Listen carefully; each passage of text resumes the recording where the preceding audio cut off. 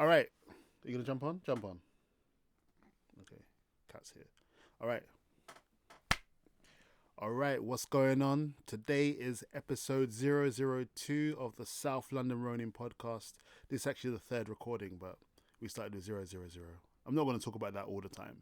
I am here and I'm with my co-host Shinobi, who is a 10-year-old American short hair cat.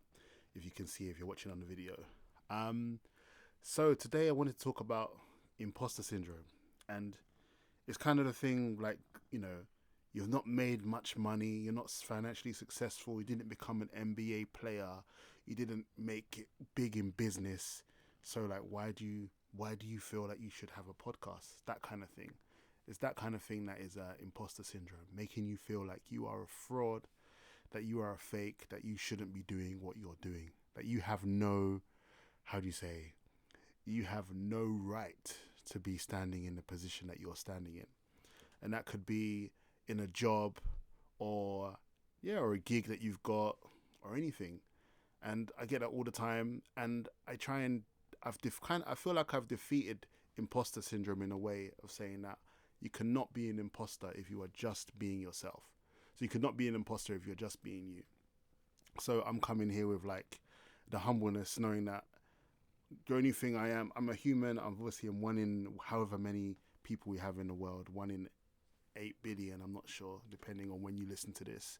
And I just have my perspective is probably not so unique, but no one is standing in the exact position as I am. No one in the world is doing exactly the same thing as me. So therefore, my opinions are valid for whatever I do. So that's what I kind of sit in. So as long as you're being yourself, you can never be an imposter unless you are not being true to yourself.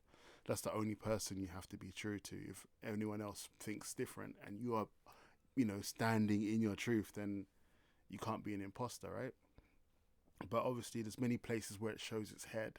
As I said, doing a podcast, when most people that do podcasts are like retired NBA players or retired musicians or famous comedians, but I'm just a guy, just one person. Um, Other places that it rears its head in has been even being an English teacher. Initially, you start off just because you're a native speaker, and you teach English classes to people, and they have to take in what you know, and sometimes you get challenged and you don't know what you're saying, and you feel, oh no, maybe I shouldn't be doing this position. But I've come to the realization that even with teaching English, I am a native speaker, so I can help you with that because I speak as a native and I can help with conversation. With grammar, I always say I am not the best person when it comes to learning grammar. And also punctuation. So if I write something, I'll get someone to edit it. Not to say I don't know punctuation, but I stand in it. I stand in that I am not that person. If someone says, oh, can you run a grammar workshop for these university students? I'd be like, you know what, maybe I'm not the best person to do that. So I guess it's also being true, because it's not like you can't be an imposter. You can always be an imposter. You can be in a place that you don't deserve to be in if you are pretending to be someone else. But if you're being yourself, you can't really do that. Do you know what I mean? I hope that makes sense. So once I've kind of realized that, I haven't felt so much of an imposter as haven't felt like an imposter so much or in so many times. And even if I ever do feel it creep up, because I think it's not a voice that's ever silenced.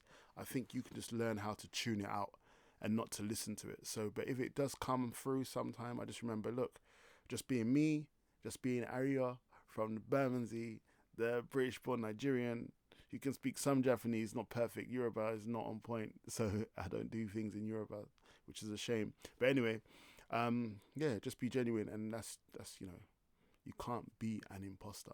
Do you know what I mean? I've do so many different like jobs, like narration jobs. I'm not an imposter if I'm doing a narration job. If I'm being pretending to be an American, then maybe I might feel like an imposter. But standing it's the British accent. If I'm doing so these are some situations where I wanted to highlight. Um, Someone asked me to be on in their book, okay, as a successful Nigerian who made it abroad, and I was thinking, one, I don't think I'm successful, and some people might even not might even argue that I'm not Nigerian. Do you know what I mean? Because I wasn't born in Nigeria or anything. So, but when it came down to having an interview and getting put in the book, I just said how I was. I'm born and raised in London, um, and I say success. There's like, how talk about being successful. I'm like, successful is being able to come to learn a new language, to come to a new country, and to kind of, I'm not even flourishing, but to to do things and to you know sorry, and to kind of make something of yourself. And I think I was always hard on myself, thinking, oh, I'm not, I haven't got the bag, I haven't got the big bucks, so I'm not successful. He's messaging me, so I'm not successful. But that's not the only thing that measures success, right? Um, Also, what else? People have asked me to be on a couple of podcasts as well, and I'm thinking, me?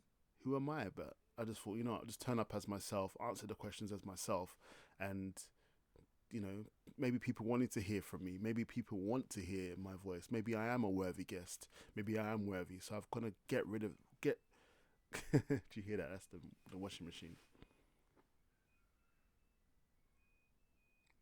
So what I'm saying. So yeah, maybe you turn up as yourself. You are worthy. That's all I'm saying. Um, and then I guess if you do things long enough, like I said for this podcast, obviously this is episode 3. I'm not like a seasoned podcaster. This is episode 002, but the third recording. I'm not a seasoned podcaster, but once I've done 21, which is my first aim.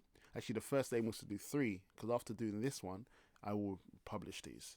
But to do 21 and then to keep working on it. When I've done 100 or 200, then I can be like, yeah, I'm a podcaster. But in real life, I'm a podcaster now. I'm just learning.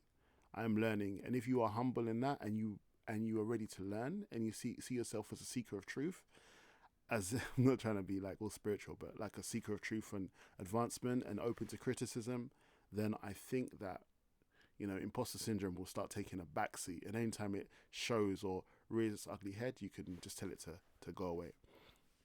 So there was a book I read, and I think the name is Stephen Pressfield. I'm messing up book names. And it's The War of Art, not the art of war, The War of Art. And it talks about the voice in your head that tells you to not do things, and as the resistance. And I see that the imposter syndrome is also a reflection, or a derivative of that voice that tells you that you shouldn't be doing certain things. And it will always be there, but you just need to ignore that if you are being true to yourself. And that's it. I actually didn't think I'd spend too long talking about imposter syndrome, but you need to be real to yourself in your own skin. I think that's just my opinion, right? And that's what I'm here to offer: perspectives, or my perspective. Watashi no mikata. Thank you for listening, and that's the end of this episode. Peace.